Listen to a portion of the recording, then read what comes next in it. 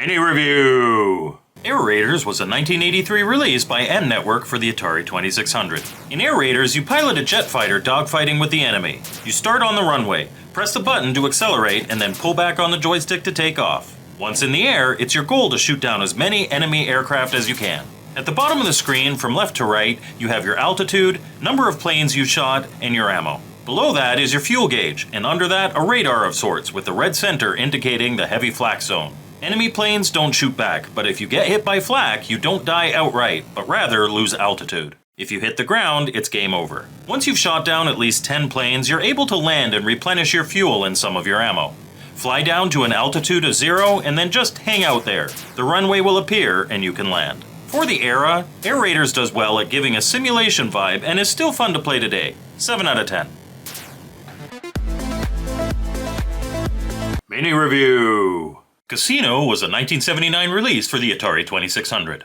A paddle game, in Casino 1 to 4 players play the popular card games Blackjack and Poker. In both games, each player starts with a bank of 1,000 chips. For Blackjack, you start by rotating the paddle to select the amount you want to bet, and then pressing the button to confirm.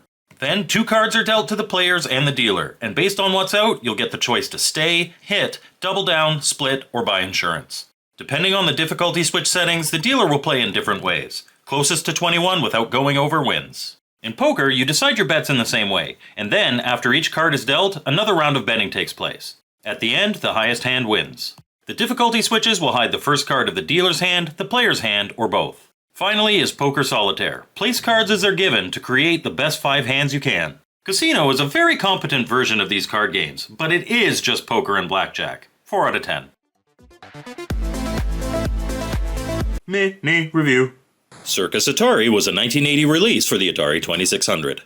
A port of the arcade Circus by Exidy, in Circus Atari you play with paddle controllers as 2 clowns on a teeter-totter, taking turns launching each other into the air to pop balloons at the top of the screen. Start by pressing the button to jump, and then use the paddle to move the teeter-totter back and forth to catch the jumper with the empty side. While maneuvering to catch the falling clown, you can press the button to flip your platform, allowing you to catch him at difficult areas near the sides of the playfield. Game modes change between 1 and 2 players, the speed of the clowns, the way they interact with balloons, and how points are counted. Circus Atari is an absolute classic for the system, and adds a level of complexity to the standard breakout formula that makes for frantic gameplay. I love this one. 9 out of 10. Mini Review. Defender was a 1982 release for the Atari 2600. A port of the classic arcade game, Defender has you playing as a spaceship battling alien forces over the planet Earth, trying to prevent them from abducting the population. Piloting with the joystick and firing with the button, navigate using your radar at the top of the screen to shoot down all the enemies. Some foes will try and abduct people from the city below. When this happens, you'll hear a scream and have a short period to shoot down the enemy ship, and if it's high enough, catch the falling victim. Return them to the surface to get points for the save. You have smart bombs, which will destroy every enemy on screen. Activate them by flying down below behind the buildings and pressing the button. You can also enter hyperspace to escape a sticky situation by flying to the very top of the screen and pressing the button. Defender is a great game and a classic, but the 2600 version of it I find to be a flickery mess. For me, it makes it really not enjoyable to play. This needs a Champ Games remaster. 5 out of 10. Mini Review. Dig Dug was a 1983 release for the Atari 2600. A port of the classic arcade game of the same name, Dig Dug pits you as a miner with a jet-powered shovel trying to destroy all the meanies in a series of levels. There are 2 types of enemies, Fygar, which are dragons, and Pooks, which are balloon-type creatures. Both of them can travel through the dirt as ghosts, so they're not limited to the open paths in each stage. You have to repeatedly press the button to fire your air pump and blow them up. Alternatively, you can drop boulders on them. The Fygar breathe fire horizontally, so you'll have to be careful when attacking them. And when you've killed all but one of the enemies, the last one will try to escape the screen at the top left. Get it, or let it escape to advance to the next level. Periodically, a bonus item appears in the center of the playfield which you can pick up for big points. Dig Dug is awesome, and it's an extremely playable port even today. One of my favorites, so for me, it's 10 out of 10. Use the Mini Review. Star Wars Jedi Arena was a 1983 release by Parker Brothers for the Atari 2600. A paddle game, in Jedi Arena you play as a Jedi Knight battling another in a lightsaber training. 1 or 2 players control their knight to utilize the roaming training remote in the center to attack their opponent. The remote moves randomly, and pressing the button zaps your opponent in the direction that your lightsaber is pointing. At the same time, position your lightsaber to block incoming attacks. Periodically, the remote will go berserk, firing in all directions. In this phase, just defend the best you can. Breaking through the force field, hit your opponent through the gap to get a point. Keep playing until you get tired of it. Game modes only change the number of players and the speed and visibility of the remote. Jedi Arena is a great concept. A lot of people don't like this one, but once you get the hang of it, it's fun enough. I will admit though, it lacks variety and gets old after a few rounds. 5 out of 10. Just a mini review. Journey Escape was a 1983 release by Data Age for the Atari 2600. In Journey Escape, you play as Steve Perry and the rest of the band trying to run to the protection of their Scarab car with $50,000 in concert cash. While making this mad dash, you'll have to dodge love-crazed groupies, photographers, and promoters, all who will steal from your pot. To your benefit, there will also be blue roadies who can make you invincible for a short period, and your manager, a Kool-Aid man, who gets you to the car unhindered. The screen scrolls at a set pace, but you can speed it up by moving to the top, which you'll need to do to beat the timer. The concept of Journey Escape is a good one, but forcing the player to play near the top where they can't see what's coming is a huge flaw and makes for some frustration. 5 out of 10. It's a mini review. Mario Bros. Was a 1983 release for the Atari 2600. In Mario Bros., you play as either Mario or Luigi in a port of the classic Nintendo arcade game. The goal is to eliminate all the creatures in each level. You do this by hitting the floor underneath it to flip them, then jumping up to their platform and kicking them. Turtles are easy, just flip them from underneath and then kick them.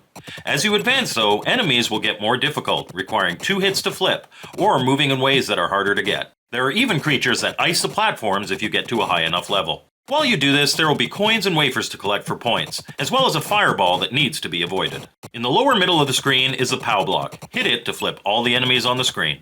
Mario Bros. Is a little clunky, but a solid port and best played in 2-player mode. It's classic fun. 8 out of 10. It's a mini review. Omega Race was a 1983 release by CBS Electronics for the Atari 2600.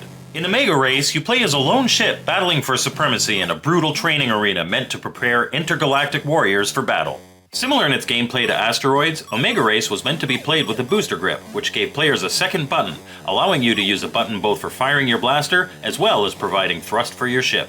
You play in a series of levels called racks, with a barrier in the middle and a group of 7 ships that need destroying. There are different types of enemies leading up to the dreaded Death Ship, which will dart around the playfield shooting and dropping mines. As you destroy the higher level ships, lower ones will upgrade to replace them. But this is great for score chasers, as command ships are worth more points than droid ships. Similar in theme to the movie The Last Starfighter, Omega Race has addictive gameplay, and operating your thrust with a button works so much better than using up on the joystick. I'm a fan. 8 out of 10. Mini review. Space Cavern was a 1982 release by Apollo for the Atari 2600. A shooter in the same vein as Phoenix or Demon Attack, in Space Cavern you play as an intergalactic explorer in a subterranean maze, fighting wave upon wave of enemy creatures. Moving back and forth with a joystick and pressing the button to shoot up, take care of the electrosaurs flying above while dodging their shots. In some game modes, shaggy marsupials will come at you from the sides. Press up on the joystick to shoot left and press down to shoot right to eliminate them. Other game modes adjust the number of enemies on screen at once, shot patterns, and difficulty level. Play for points until you lose all your lives. Apollo isn't known for good games, but Space Cavern has good graphics, good gameplay, and a really cool death animation. The only thing missing here is better audio. But it's a solid game in my opinion. 7 out of 10. Mini review. Spacechase was a 1982 release by Apollo for the Atari 2600. A simple shooter, in Spacechase you play as a star cruiser, orbiting around a moon, shooting enemy formations. You move freely in the lower third of the screen and can shoot with a button. Holding down the button allows rapid fire. Destroying all ships in a wave brings on another, and another. Once you reach 10,000 points, you advance to level 2, and level 3 is reached at 40,000 points. Alternatively, you can use the game select switch to advance directly to the later levels. Play long enough and enemy ships will start firing heat-seeking missiles which are harder to avoid. Play in either daytime or nighttime to get as many points as you can.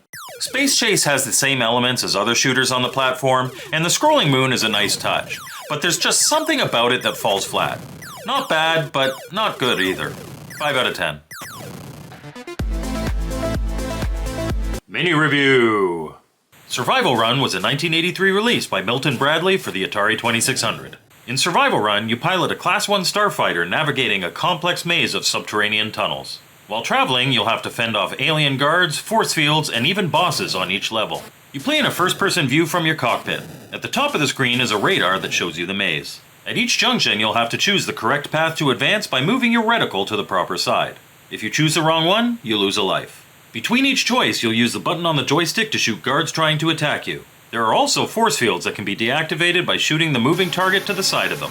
Getting hit by any of these will lower your energy, which is indicated by the bar at the bottom of the screen. Using your lasers also costs power. At the end of each stage is a boss battle of sorts, before advancing to a new maze. Originally sold with the Cosmic Commander accessory, which isn't needed to play, Survival Run is a simple concept, executed well. 6 out of 10. It's a mini review. Venture was a 1982 release by Coleco for the Atari 2600.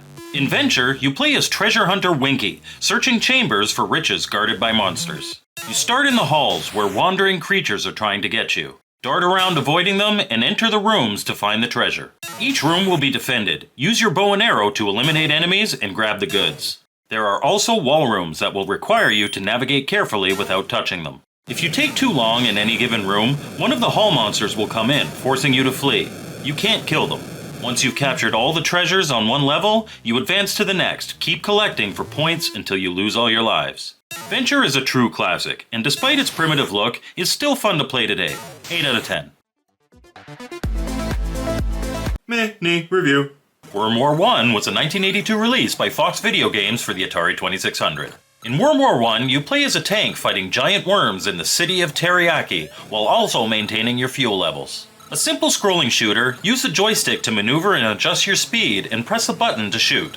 Holding down the button auto-fires, but you likely won't want to do this too often as you can destroy everything, including gas stations, which you'll need. You start with 99 fuel units, and driving through gas stations will replenish it. The faster you drive through them, the more fuel they give you, but you can only have a maximum of 99 in your tank. There are game options for either a clear playfield or one with blocks, and even an option for invisible worms. Worm War 1 is simple and a little clunky, but it's certainly not bad, and there's some fun to be had here. 6 out of 10.